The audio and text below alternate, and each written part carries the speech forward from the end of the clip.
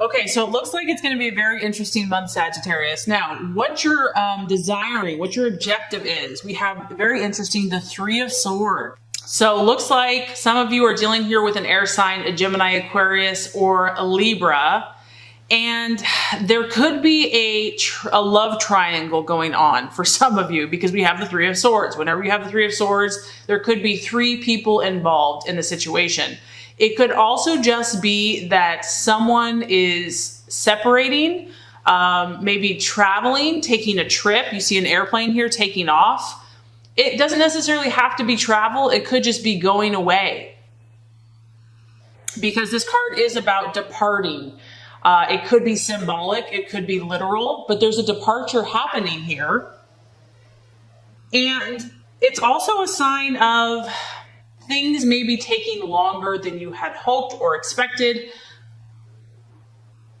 And I just feel like, Sagittarius, you're coming to realization about relationships that you're in, that maybe they're not as compatible or they're not working for you like they used to. Or maybe you're just doubting the situation because this card is kind of talking about that.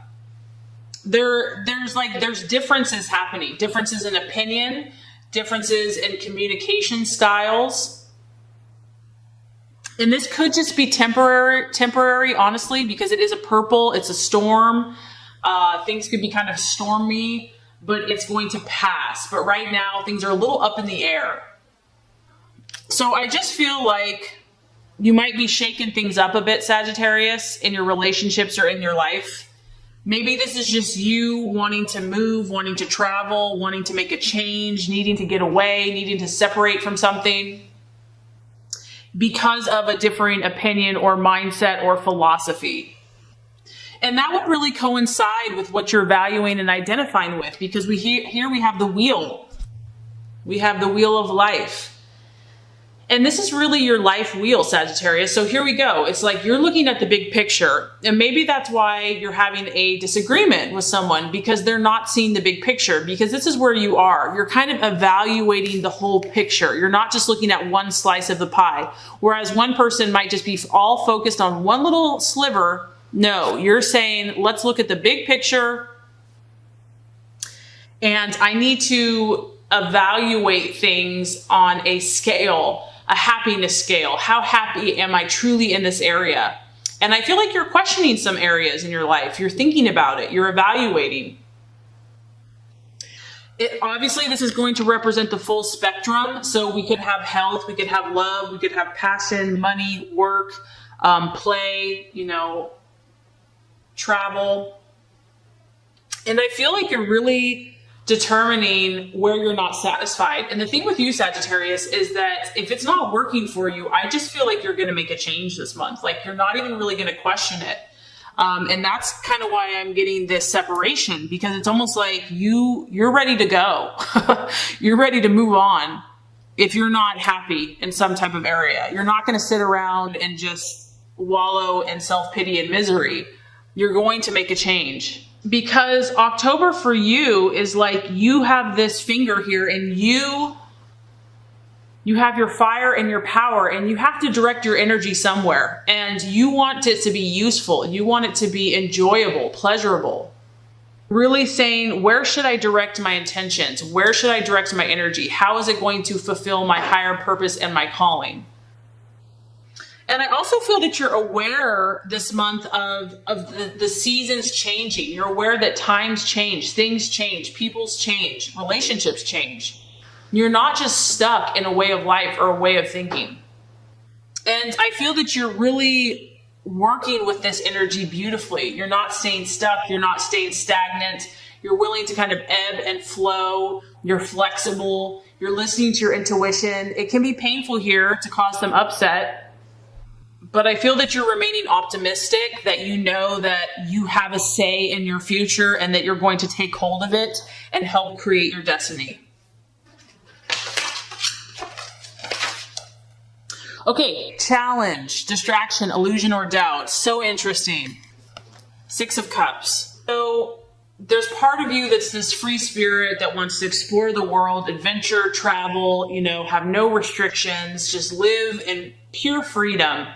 And then you have this little thing called emotions. And this kind of can come back and bite you in the booty, because this is a cup. It could be your emotions. I'm kind of getting that's what it is. So your feelings, but it could also be a Scorpio, Pisces, or Cancer. This is someone from the past. So this could just be what you're walking away from, what you're letting go of. Because here we go. Someone is still here. There's someone still here, and they're from the past. And this could be what's holding you back, pulling you back, distracting you. There's someone or something resurfacing. It's bringing about feelings. It's bringing about emotions, nostalgia. And whatever this was, Sagittarius, is it affected your heart. And you have a huge heart. And so as much as you mentally might know you need something better, different, this pulls at your heartstrings. And I feel that instead of being pulled back there, instead just glean the wisdom from that situation. Use this as an advantage instead of a disadvantage to move forward towards your dream. It's an opportunity for you to correct possibly a past error, or someone else could be returning to you to correct you. Maybe there's some unresolved issues or business that has to be dealt with. And if you're feeling kind of like in an emotional whirlwind because of this situation, just don't let this overcome you. Don't allow it to go too far, because this distraction here can cause indecision, or it can cause just feeling like a weak moment where maybe you do something you regret. There's an energy here that wants to pull you back in your mind or your actions. And you're going to have to be strong, because this is a powerful thing. The Six of Cups here. It really pulls at that deep, idealistic, heart that just wants to have love and feel love. And so there's something powerful there that could be a distraction as you move forward.